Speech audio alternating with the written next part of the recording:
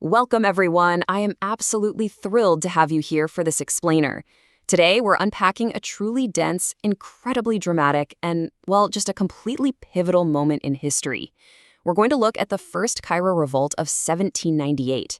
This was a massive uprising against Napoleon Bonaparte's French occupation. We're going to use the historical records to map out exactly how a local resistance transformed into full-scale, intense urban warfare over the course of literally just 3 days. If you love understanding the mechanics of history and seeing how complex events unfold step by step, you are definitely in the right place. Let's get started. Okay, let's dive into this. How exactly did the historic Al-Azhar Mosque, a revered center of Islamic learning, a sanctuary of peace, how did it turn into a bloody, bombarded battlefield in the fall of 1798? This wasn't just some random skirmish. It was an explosive collision between a technologically advanced occupying army and a fiercely determined local populace. To understand how we get to the bombardment of a holy site, we first have to understand the absolute pressure cooker that Cairo had become under French rule. According to prominent historians like Abdul Rahman al-Jabardi and Abdul Rahman al-Rafi, who, by the way, documented this era meticulously, there were a few crucial socio-economic triggers that served as the powder keg here. When Napoleon arrived, he made these very specific promises to the Egyptian people, right? But the reality on the ground? It shifted fast. The French imposed heavy taxes on merchants. French troops actually began searching private homes and shops to extract funds. And beyond the financial strain, there was massive physical disruption. The French demolished the traditional wooden gates of the neighborhoods to make it easier to chase down resistors, and they even destroyed local mosques and buildings under the justification of fortifying the city. You can see how these actions, stacked on top of one another, created an incredibly volatile environment. And all that volatility, it absolutely had to go somewhere. October 20, 1798. The match is officially lit, and the simmering anger boils over into outright rebellion. This was not just some uncoordinated riot. The scholars of Al-Azhar actually took the lead in organizing the revolution, while the local merchants, who were heavily burdened by those new taxes we just talked about, provided the necessary funding. Immediately, the physical landscape of Cairo literally changed overnight. Barricades were rapidly erected throughout the winding streets, and the rebels strategically seized key historical gates: Bab el-Futuh, Bab el-Nasr, Bab el-Sharia, and Bab Zuwaylah. They positioned their weapons right behind these barricades.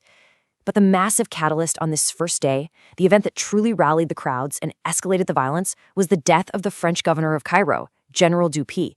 His death just sent an absolute shockwave through the city, emboldening even the usually quiet citizens to take up arms. And this brilliantly illustrates the sheer scale of the mobilization. 15,000. Following the initial clashes in Dupuy's death, crowds didn't just come from within Cairo. People literally flooded in from the surrounding villages to join the uprising. This massive force of 15,000 rebels converged and gathered at their main headquarters, the Al-Azhar Mosque. Napoleon, realizing how fast things were spiraling, was forced to declare a general mobilization and head to Cairo himself. Let's move to and see how this builds on day 2. October 21st, 1798, street-level warfare. The tension right now is at an absolute peak. The French forces are mobilizing, the rebels are entrenched behind their barricades, and the city descends into brutal street-level combat. To really grasp what it felt like on the ground, listen to this diary entry from a French officer, Colonel de Troyes. He wrote, "On October 21st, 1798, at 6 a.m., crowds gathered in the neighborhoods of Cairo, and voices of indignation rose. Muezzins called from minarets with heart-stirring appeals, shops were closed, while armed men rushed with rifles and sticks to a single gathering point. By 10 a.m., fighting began, and people from both sides were killed, including General Dupuy, who was struck by an arrow in the chest while leading a cavalry battalion." This primary source paints such a vivid picture of the chaos, doesn't it? The shops shutting down, the spiritual call to arms from the minarets, the sheer variety of weapons, from rifles to sticks. It's just a total clash of worlds. But now contrast that massive crowd of 15,000 rebels with this single stark number, 15. While the rebels had the numbers and the barricades, making Al-Azhar practically impossible to storm on foot, the French had heavy artillery. Specifically, they protected their critical position at the Azbakaya Square with 15 cannons. The French also secured the citadel with its powerful artillery alongside the Birket al-Fil Square. So you have this incredibly stark standoff, overwhelming numbers and urban barricades on one side, and devastating, concentrated firepower on the other. Now, what's really interesting about this is how it breaks down Napoleon's ruthless, multi-pronged military response. He didn't just charge into the streets. He treated Cairo like a tactical chessboard to isolate the rebellion. He ordered General Damerton to drag artillery up to Mokatam Hill, a high vantage point, specifically to coordinate with the citadel and bombard Azhar. General Junot was tasked with commanding the forces at Azhar and sending out street patrols. General Bon was immediately appointed as the new governor of Cairo to replace the fallen Dupuy. Meanwhile, General Lannes was sent to occupy the high ground just outside the city. Why? To completely cut off Cairo and prevent any more villagers from joining the 15,000 already inside.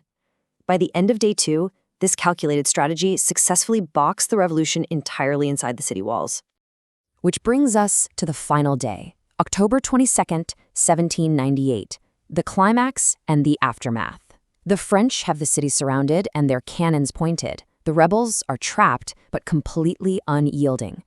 The morning of the 22nd was just absolute chaos.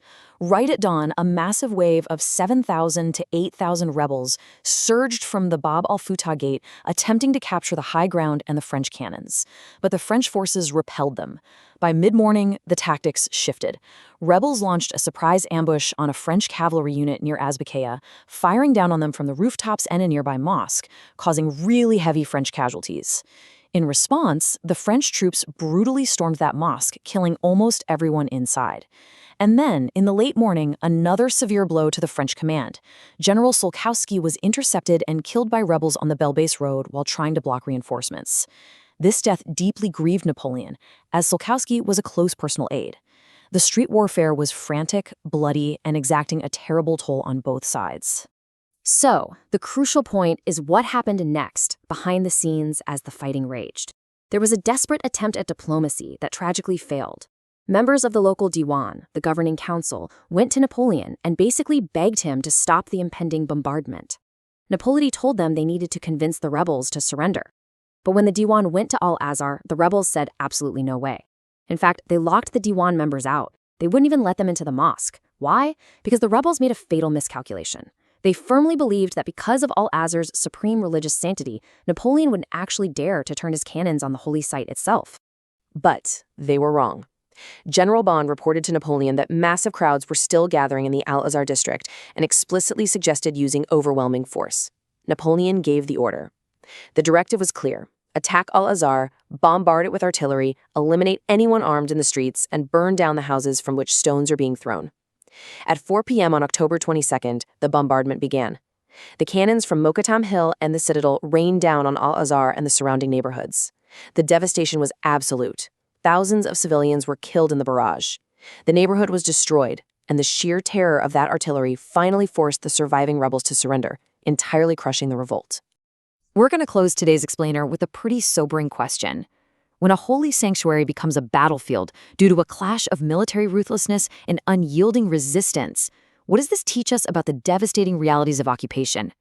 This first Cairo revolt lasted only 3 days, but it leaves us with a profound historical footprint. It's a testament to the fierce desire for autonomy, the cold calculus of imperial military strategy, and the tragic, terrible human cost when the two inevitably collide. Thank you so much for joining me to explore this complex history. Stay curious, keep seeking to understand the mechanics of our past, and I'll see you in the next explainer.